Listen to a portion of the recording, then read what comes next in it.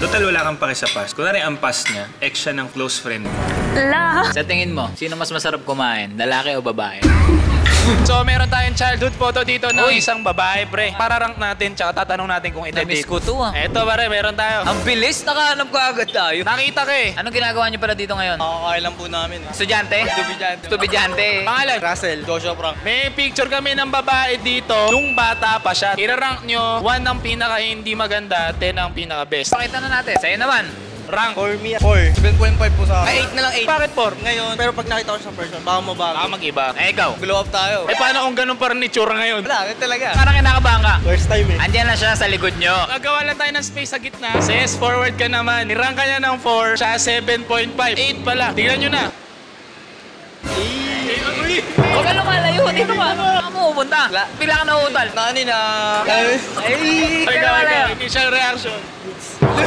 4 pa rin ba? 8. Eh, tumaas. Eh, ikaw bro. 8. I-date mo, hindi. Why not? Why not? Ikaw, tol. For now, get to know each other mo. Ano masasabi mo, sis? Kung ako din mag-rate sa sarili ko, ganun lang din. Ambol to si Ses. Ano pa bang sabihin kay Ses? Ano IG niya?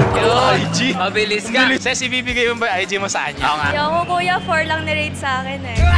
Oy, yun lang. Kamusta ba? Okay naman? Okay naman po. Mamaya guys, i-interview natin si Ses. Mag-ano tayo, coffee shop tayo pare. Para mas makilala natin. Pero for now, hanap muna tayo ng ibang boys. May paparate lang kami sa inyo. Childhood photo niya. Ano yung mga single ba kayo? Sige po. Ano na naman to? Katuwaan lang. Wala pa naman sinirang relasyon to. Kinalampag lang. Kaya mga 7, boss. 8 out of 10 yan, boss. Bakit 7? Cute siya, cute. Ikaw, bakit 8? Glow up, boss. Nag-aalala ka pa niyan, ha? Girlfriend mo ah. Tutuwa lang po. Tama. Content lang. Alam muna kayo, Boss! Hindi magpaalam muna, magpaalam ka na. ano yung tinitignan nyo? Pagkikilatis kayo. Cute siya eh. Tapos chubby yung chicks niya. Kagaya ng girlfriend ko yan. Parang ngayon, shorter chinito eh. Ready na ba kayo? Eto na, huwag na kayo lilingon, ha? Oh, ready na kayo? 3, 2, 1, go! Boss! Boss! Makawalan na ako jowa, boss. May sinasabi, ira-arften daw. Ikaw, nagbago ba? Hindi ako pwede magbago, boss. Ba't 8 pa rin ang nirate mo? Parang tumangkad lang, boss. Ganun pa rin. Kasi mas maganda naman yung girlfriend mo dyan, eh, no? Oo naman, boss. Boss, saan pagaling? Ba't meron kayong pamiligan? Sakto to, kakakuwala ng dugo. Mainit ba? Mainit. Yung dugo, mainit? Mainit, sakit nga ng turo. Mga single naman. Ito meron daw. Ilan taong ka na single? Since birth. Parang ito palang huling tusok mo, no? Yes! Yes! May childhood photo kami dito. Eto siya. Pangalan niya, Ses. Tingin nyo, saan galing yung ses? Prinsesa. Prinsesa na, pare. Sa tingin mo, 1 to 10, ano siya ngayon? 7.5? 1 to 1,000.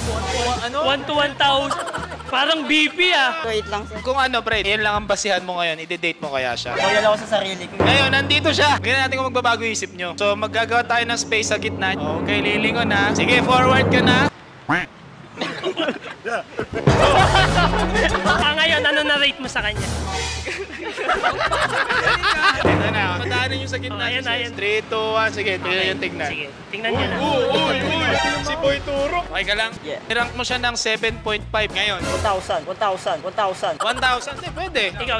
11? Pre, bakit 1,000? Ako naman mabait. Ba't naging 11? Iba yung expectation ko sa Wala ko, nag-iba pananaw mo sa buhay eh. Para nung una mong nakita, picture. glow up. Sasabi mo, sis, nag-glow up ka daw. First time kong ma-compliment ng 1,000. Princess po, nice meeting you. Nice meeting po, kuya. Yung last na relationship, kailan? Tagal na. 2 years ago. Tagal na. Ikaw, Months lang. naka-move on ka na? Oo. Total, naka-move on ka na. May papakilala kami sa'yo. Ngayon, ira-rank nyo siya. Ano siya ngayon?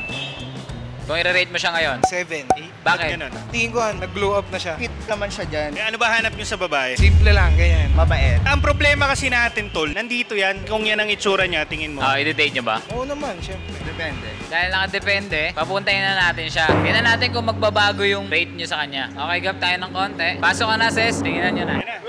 Maganda. Kilala kayo. Jericho, dalawa na. Jean. Nagbago ba? Ganun pa rin, cute pa din. 7. 8 pa rin.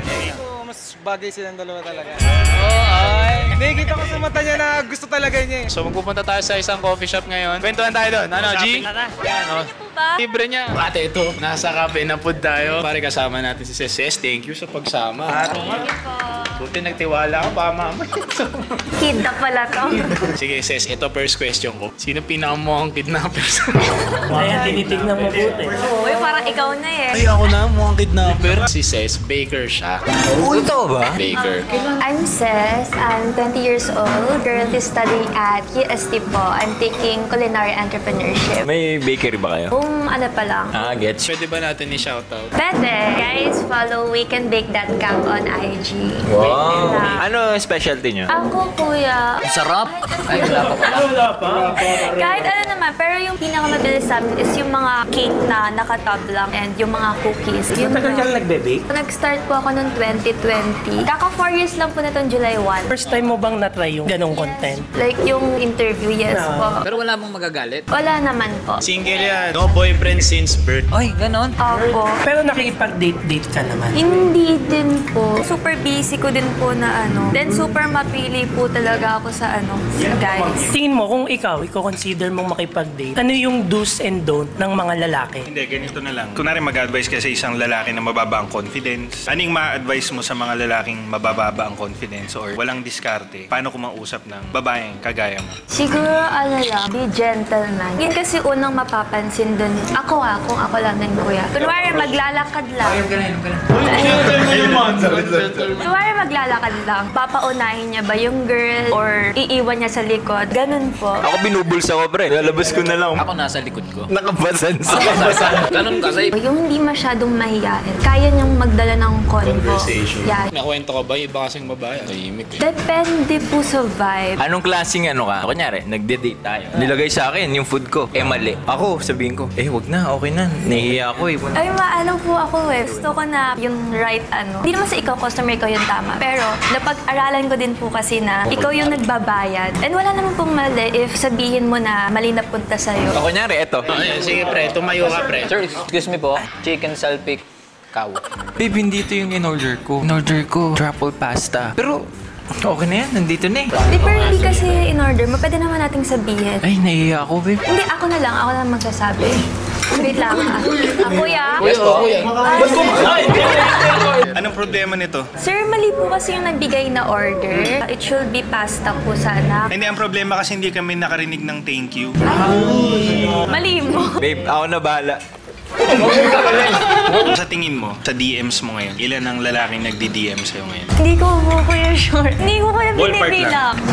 Kasi ganun kuya, 20 na ano. Anong mga opener nila? Ay, kuya, super random. Pag mutuals ko kasi, di ba, diretso sa DM. Pag ganon, ano lang, react ng story or something na may ugnay dun sa ano. Sa story mo. And yung sa mga hidden request lang, hey, I saw you and ganyan-ganyan. Tapos yung iba, diretso sila na, hey, I like you a lot. Ay, diretso Ganon. pare. Kung ano yung ganon, paano mo i-handle yung ganon? Okay lang po, pero hindi po kasi talaga ako pala reply or pala react sa mga messages. Pero wala ka pa nakausap na from DM. Meron po, isa lang. Pero nung dating-dati pa po yun. Wala Meron po. siya para kinonsider mo na replyan. May mutual friends lang po kami. Tapos parang nakita ko po siya dun sa story na sabi ko, siya yung ano. Pero usually po talaga, hindi po ako pala kausap ng tao. Buti nag-reply si ano sa atin. So, bakit? Black cookies na yun eh.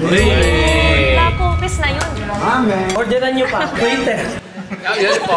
Total ano eh. Wala ka pang boyfriend. No? Sakali lang, ibibigay lahat ng gusto mo, manahin natin sa isang lalaki. Tingin mo mag-work ng relationship. If ako po yung magde-decide, feel ko po opo. Kasi when it comes to relationship po, pag binigyan ko na ng chance yung isang guy, kahit may mga ups and downs, pagbibigyan ko. Kasi hindi naman porket na may cons yung guy, iiwan na. Sa love naman, hindi naman kailangan perfect yung partner mo. Nasa sa'yo na yun if paano mo itetake. Kapag ba marami nang na-date yung guy, nagiging red flag ba siya? For me naman po, no. Lalo na sa generation ko po ngayon. Naging normal na siya. Mali ko po na yun lang yung way niya para makalala talaga yung tao. It just, hindi lang siya nagwo-work. Who are we to judge, di ba? Totoo naman. Since, NBSB ka, mas okay ba sa'yo yung guy na may experience sa kahit anong larangan? Hindi naman po. Wala naman po ako specific na bet. If NGSB ka din, wala naman po ako pakialam sa past niya. Total, wala kang pake sa past. Kunwari, ang past niya, ex siya ng close friend mo. La! Close friend, Ala! yung close friends mo, as in pag nagkikita kayo, For me po, hindi na ako pumapato sa ganun. Kasi lagi pong naano sa isip ko na maraming guy dyan. Bakit pipiliin mo pa dun sa naggaling na sa friend mo? Paano kung lumapit yung friend mo? Sabi sa'yo, trip ka nung ex ko. Kung ano, Tagal naman na kaming wala eh. siya na nag-ano. Depende po if bet ko rin yung guy. Or like kung feel ko po na worth it yun, i-go-go ko siya. Pero if feel ko na may mas mahanap pa ako na better, hindi ko na i-go-go kasi sayang lang din po sa oras eh. Sige. Sige. Sorry. Sa tingin mo sis, para sa mga guys, what is the fastest way to be close to your heart? Ano bang pwedeng gawin ng guy? Tinapay. Tinapay kasi baker eh. Hindi ko po alam eh. Kasi ako, kapag nagka-bet ako, minamanifest ko lang siya. Tapos doon lang yung eyes ko, sa kanya lang. So naka-blue siya ngayon. Naka-blue na shorts. Uy! Total, kumakain tayo. Sa tingin mo, sino mas masarap kumain? Lalaki o babae?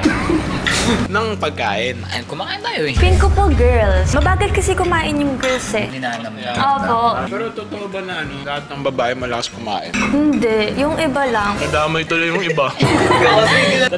Pagkakain kayo, ubusin nyo. Kasi sayang eh. Nasa bibig mo na, ba't tatanggalin mo pa? Bigyan mo isang cookies, pre. Sa tingin pa lang. Feeling ko masarap. Pero ina-expect ko na kung ano yung lasa. Bakit yung texture niya? Anong tawag sa ganyan? Chewy siya sa loob, then crunchy sa labas. Usually, ganyan po yung hanap nung mga ano. Customer. Sige, tikman mo na, sis. Alam na ako kung lalaitin, pare. Hindi po. Masarap. Thank you so much. Guys, mag-subscribe kayo. Marami pang susunod na ganito. Salamat sa kape na food. Nanggulo kami dito. Follow nyo rin yung Wake and Bake. Personal, ni Session. Punta kayo ng Wake and Bake, tapos chat nyo. Sabihin nyo yung code Black Cookies. May discount kayo yan. Kaso to pick up na LBC. Pwede yan LBC, kaso ingredients lang kayo nagagawa.